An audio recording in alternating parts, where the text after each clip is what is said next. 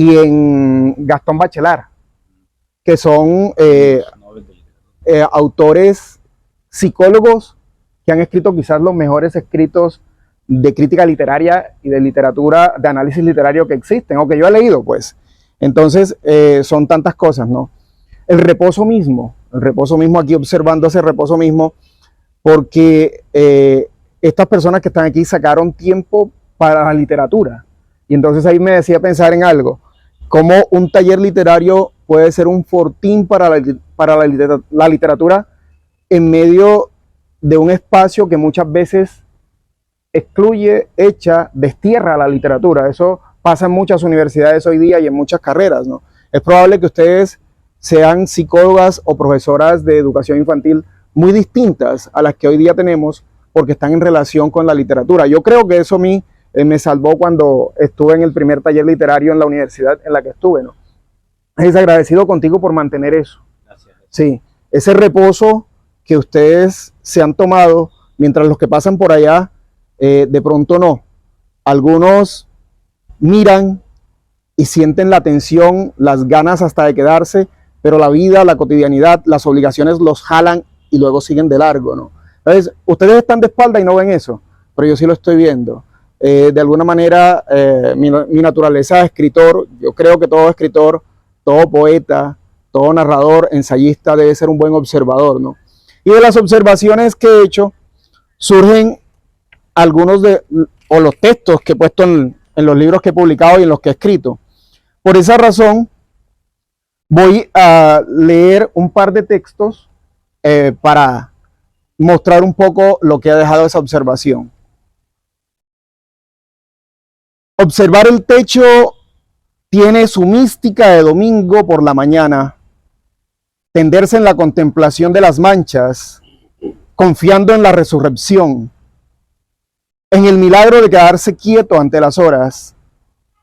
Nada desvía esta disposición que subvierte cualquier posibilidad de movimiento, cualquier abstracción más allá de este cuarto, en donde el acto de contemplar el techo es la única religión posible. Ese texto y el que voy a leer hacen parte de mi primer libro de poesía, de poemas, titulado Los anuncios de cualquier soledad, publicado hace ya mucho rato, y bueno, lo tenía por aquí a la mano. Para no atreverme a leer nada más reciente, me quedo con esto en el día de hoy. Son un par de poemas sin títulos, el anterior no lo tiene y este tampoco. Me disculpan la lectura un tanto atropellada por la cuestión de que ya tengo casi 50 años y la presbicia hace su efecto. Sí. La hormiga que atraviesa esta hoja me plantea un desafío.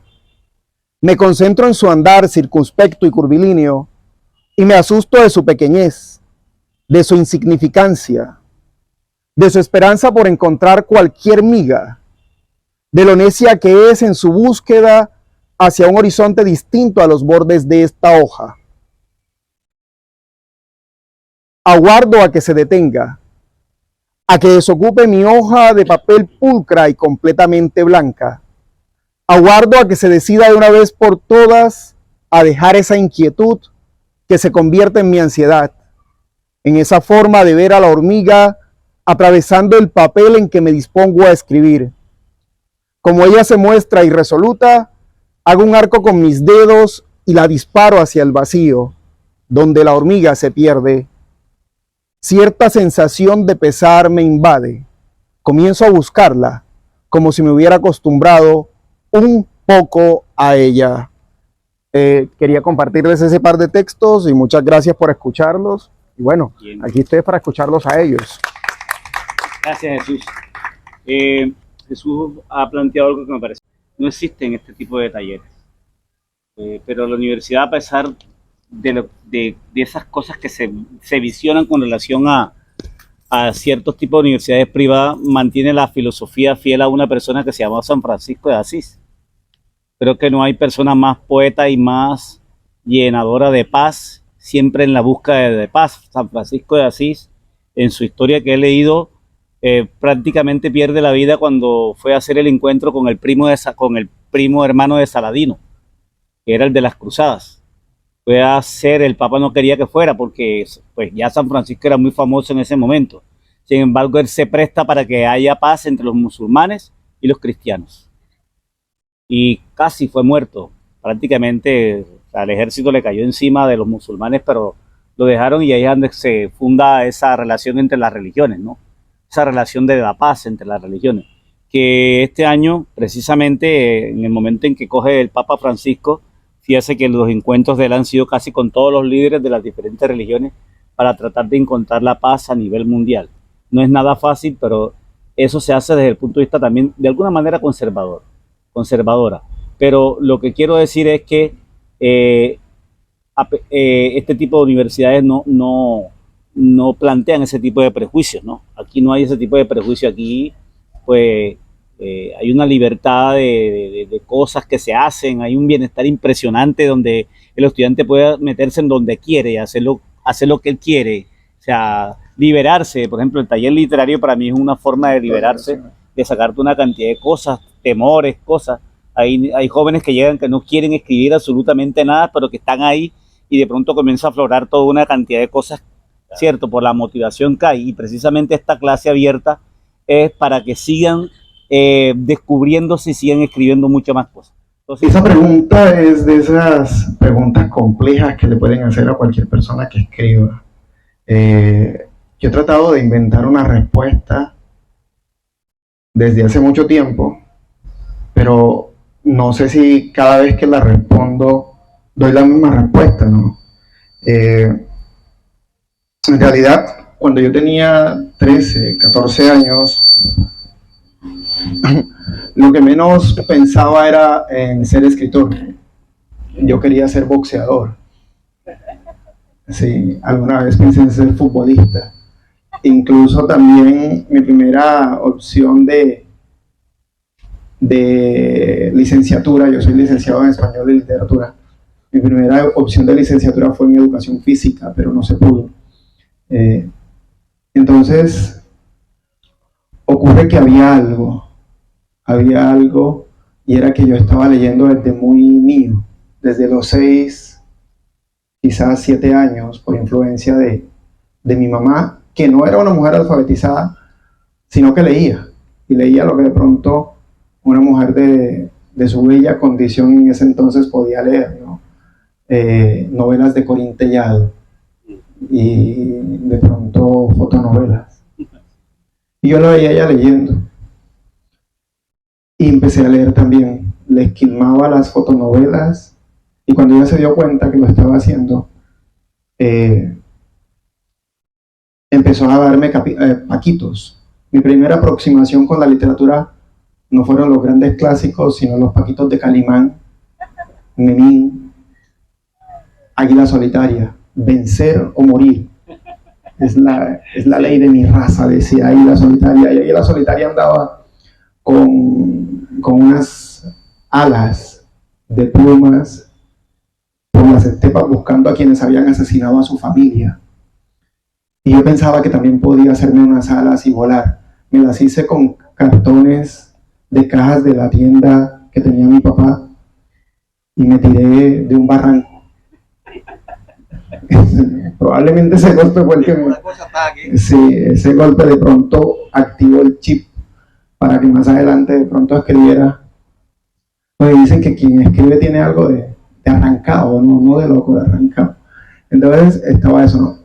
Lo primero fue la lectura, como Martín lo dijo hace un rato, un relacionarme profundamente con los libros. Después de eso fueron llegando el hecho de que tenía que leer las películas subtituladas del Betamax de mi papá para él y para mí. Entonces hubo una acomodación, digamos que accidental, pero a la vez propicia a la lectura. Entonces, probablemente, si le hacemos caso a Emil Cioran cuando dice que aquel que lee mucho algún día tendrá algo que decir y querrá escribir, es probable que haya nacido de allí. Mis primeros escritos no fueron escritos conscientes, es más, tenían algo de interesados. A eso a los 14 o 15 años yo no tenía novia porque ganaba dinero enamorándole a través de mis cartas a las novias de mis amigos y ellos me pagaban por eso. Sí. Entonces, a mí no me servía tener novia, no me servía que mis compañeros tuvieran novias y entonces yo ganaba dinero con eso. Entonces hay un entrenamiento allí que cuando llego, como les dije hace un rato, cuando llego al primer taller literario que fue en la universidad, cuando estudié la licenciatura, me reveló que yo podía escribir poesía, que yo podía escribir cuentos, que yo podía escribir. Y en algún momento se me dio por la idea de organizar libros con lo que había escrito. Fue así, fue sin proponérmelo. La literatura termina llegando a la vida de la gente de esa manera, siempre y cuando hayan los elementos propicios en el entorno. Si mi mamá no hubiera sido lectora de esas novelas, probablemente yo hoy día fuera boxeador, ya retirado, claro está. Sí, Ya no quiero. Sí, sí, claro. Pero entonces, cierro con eso, ¿no? Importante el taller, aquí repito, porque le está dando a ustedes la oportunidad de encontrarse con algo que seguramente ya traen de su infancia. De importante que ojalá se promovieran más talleres en otras universidades y en los barrios de las ciudades, en las bibliotecas. Por eso siempre, últimamente estoy haciendo ese encargo. Ustedes que ya están relacionados con la lectura y con la literatura, no se lo guarden de manera egoísta. Traten, es difícil, es muy difícil, pero es la tarea de Martín Salas, una tarea prometeica, es la tarea que se ha puesto Celso Montoya a través de su fundación y su trueque del libro. Aprovecho, las invito y los invito para que vayan al Festival de Poesía en diciembre, de los primeros días de diciembre, Martín. Del 1 al 10. Y bueno, eso no. En la medida en que ustedes puedan hacer ese ejercicio de contagiar a otros con la lectura, se cumplirá aquello que Eduardo Galeano dice. Son acciones pequeñitas, pero muchas personas realizando acciones pequeñitas terminarán cambiando el mundo, porque esa sumatoria de acciones pequeñitas será una acción grande. Y llevar la lectura es necesario y hay que hacerlo de esa forma. Yo me estoy metiendo demasiado, espero haber respondido a tu pregunta. Martín, tu turno. Ya vamos a recoger los bates, como dice.